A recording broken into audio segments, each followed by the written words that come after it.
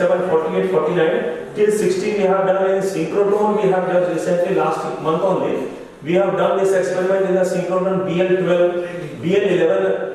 That beamline is there in RRCAT Indore, where we have taken this structure. We have got the same structure, repeated structure. That what you see that here you see the splitting of peak. You see that here particularly you see whether it is going to it is merging exactly here at a 54% percentage. I have not shown here. So to understand whether it is more as a material only it is a material artifact or it is a really my own some prop, because I am getting enormously very high some interesting results are coming here. You see that I have taken this 52, 53, 54 because this is my area of interest. Where splitting of peak is 220, that is merging at 55. That here you see the splitting of this is tetragonal structure, this is tetragonal monoclinic structure, and this one is called this one is a rhombohedral structure. So here I got the maximum my morphotopic phase boundary at 0.54. So that means y at 0.5 I am getting this maximum. I am getting this structure. So some of the Raman spectroscopy I have done it. Another soft X-ray absorption spectroscopy I have done. How the octahedral splitting is taking place. That here I have not shown here. So this was the Rydberg analysis. We have shown that for this particular material, this 55 composition, that means before this one, this till here it is tetragonal structure, but this one where it is tetragonal to rhombohedral structure, when it is going through the mixed structure, that is tetragonal to monoclinic structure, which has been verified by this Rydberg analysis. I got it, and here we have shown that 55% we are getting tetragonal to monoclinic structure. So these are the main. See, this is a ferroelectric structure. Here also I got the 55%. I got the maximum ferroelectric, but at the composition at 54%, we have got the maximum.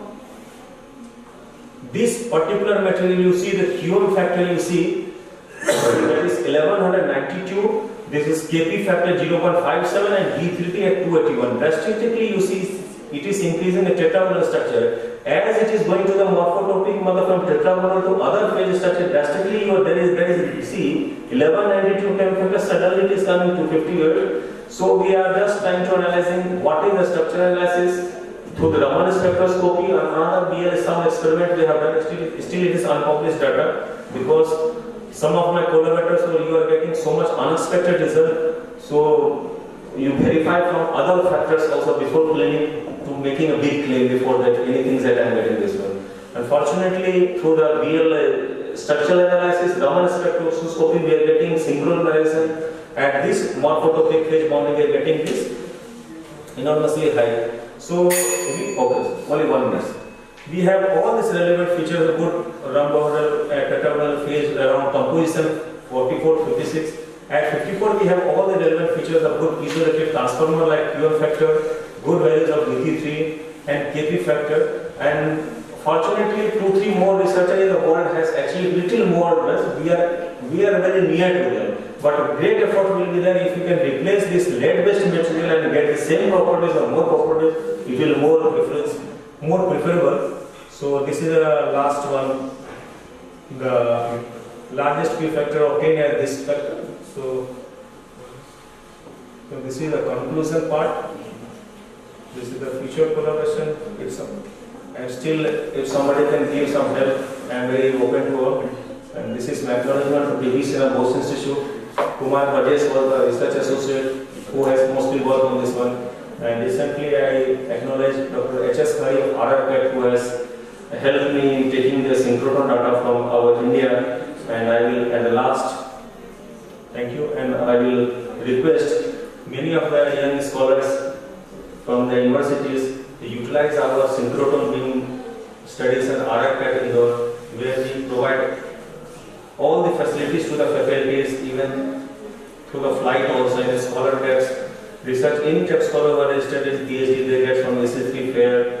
The stay is very cheap there. And what we were doing experiment earlier outside is in France, in Italy, Paris, not is available in India. DA is providing this facility. I will request everybody from the DA side to utilize our facilities. Thank you. and got very good results and things. But I couldn't understand. Could we put some another kind of material, another kind of impurities or whatever you vary, or still we can call it AbO3 kind? Because then A won't be an atom, it's kind of another moiety. And then when it forms a structure, whether it will be the same kind of structure it will have, that will have in most of the perovskites. It is a good question. And just don't do it. What is the criteria for Just AbO3, just make the charge balance. See, normally we take normally we claim that it is, but normally what happens when you dope anything, it is random only. So it is, I am not claiming double perovskite. You will see that from the XRD peak also, suppose it is some ordered structure is there. But when you speak about this, then B side it is totally random only. Very good question is that exactly what I am claiming here, very simple picture. It is not so simple picture. When you do neutron studies and all these studies, other studies, you will see that random, because B side is totally random only. That is probability of everything. What we are claiming, definitely what you are happening that through the composition, you see that by varying this composition from, it is well-renowned research article from PJT, the material is very well-renowned, computer phase model is there. Still many controversies there, many theories there. But your question is, I am not able exact, I will not answer you, but I can only say this is random probability only. So very frankly, another thing that you were saying that it's a splitting of X-ray. In X-ray, once you take the stoichiometry, here you make Columbide process also. First to make the B side some material precursor are different. Some precursor I have not shown in very detail, although we will discuss little later. So here we take all the precursor, but lead is a notorious element. After 830 degree, 900 degree, it is very difficult to control. So we have taken very measures, morphological system is there, how to sealing the material is there.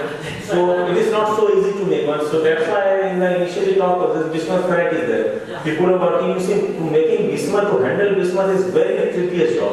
So that is the art also how to make the material, how to handle it. And if you definitely replace this lead, it will be always demand. Thank you. 10 minutes, but I will request all of you to finish your presentation within 8 minutes so that we can have 2 minutes time for discussion. But before the audience meet, I have a request to the audience, please maintain silence, and especially that side. A lot of voice was coming. Greetings all of you. My name is Aggarwal. Basically, I am a postdoctoral student. I completed my PhD in 2017 from National Physical Laboratory CSIR. Now currently I am the National Postdoctoral Fellow at JNU. Apart from this, I am a visiting scientist or a professor in National University of Science and Technology, Moscow. Today's topic is, my topic is how the effect of nanostructuring on the thermoelectric property. I choose the material here is the half-ester based material. Basically, we all know the today's major challenges are energy crisis and environment. Though firstly, for the energy crisis,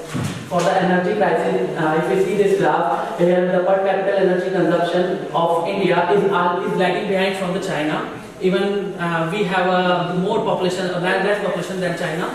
Our per capita energy demand is still lagging behind. Still with a low per capita energy demand, we are not able to satisfy our energy consumption. Our production is always lagging behind our energy production. And second one is we using the conventional energy sources, which are another problem for cause for the global warming. So why thermoelectrics can play an important role in this? Although the efficiency of thermoelectric material is very less, but if you will see this schematic, the coal, hydro and nuclear energy basically used for the electricity. Apart from this, petroleum and natural gas are used for the transportation and the commercial use. In both the cases, 60% of the utilized energy is rejected as a waste heat. If we will apply here the thermoelectric materials, it will with 10 or 20% efficiency will give a high impact on this material. Basically, thermoelectric materials are the materials which can convert waste heat into electricity or vice versa. With the various advantages, they have silent with no moving parts, portable and extremely reliable. major two important research factor in thermoelectric research is solar energy. Means by using the solar radiation you will generate the heat by applying the thermoelectric material. Apart from this, the automobile industry where exhaust will have a temperature range of 400 Kelvin to 800 degree C, and radiator part will have 100 degree C to 115 C.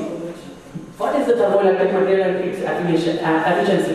Basically, the efficiency of thermoelectric material is depends upon the Carnot efficiency and the temperature of hot side and the figure of merit. Basically, this is thermoelectric figure of merit, which is the main responsible for the efficiency. So, thermoelectric figure of merit basically which is dimensionless quantity, which is square of the Seebeck coefficient, electrical conductivity and temperature divided by the thermal conductivity. Means in layman language it is the parameter how your electrical conductivity changes with your thermal transport.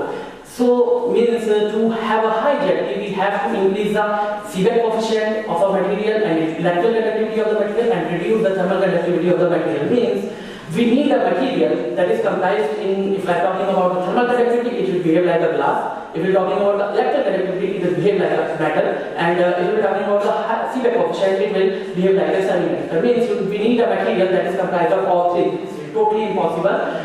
This is a major threshold or a major task to improve the jackie of the material. So our aim is to improve the jackie so that our efficiency is ranging from 20. Means if a material having a jackie near about 2, then it will give the efficiency of thermoelectric device approximately 20%, which is large enough. This is the conventional strategies used for the enhancement of the jackie, like heavy dose semiconductor. Means they have a carrier concentration in the range of 10 to the power 18 to 10 to the power 21, and band gap or 10 kbc rule for thermoelectric material. Apart from this, third one is a small electronegativity difference among the constituent element of thermoelectric material, and the presence of heavy element, or you may have a large unit cell or a number of the large unit cell or having more atoms in a unit cell.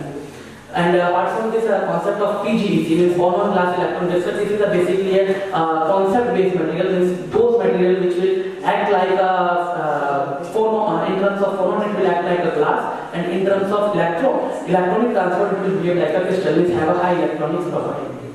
And but recently there is a breakthrough in thermoelectric society, which is basically due to the nanostructuring and boundary engineering approach and compositional engineering approach, and this is doping. We are not discussing this, but in the nanostructuring, here we can optimize both electronic transport as well as the thermal transport. Means we can enhance the density of state by the nanostructuring, due to the quantum confinement, it will increase the Seebeck coefficient of the material. Simultaneously, due to the lots of interfaces forming during the nanostructuring, it will reduce the thermal conductivity without deteriorating the electronic conductivity, which results ultimately just to the enhancement in the jackie. These two I shortly discuss if I have time during the talk.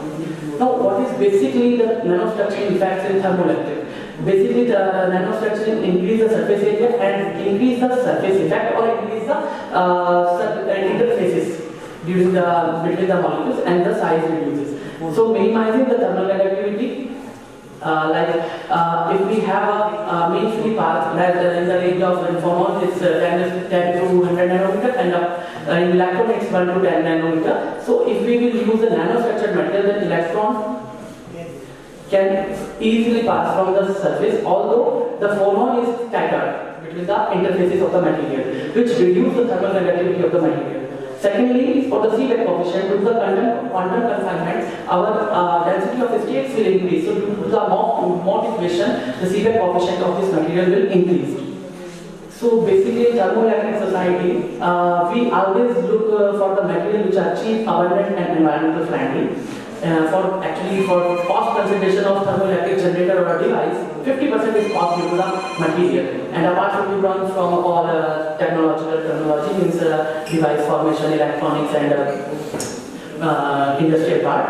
And this is the cost abundancy of the material. This is the price of the material. Basically, we are dealing with half insular material and the gentle phase based material. And this is the state of art graph of various high jackie material in thermoelectric society. So my basically area is half acre after my PhD, and during this my PhD I am working on the MG3 SB2 based interface compound. So this is the basically flow chart of my research.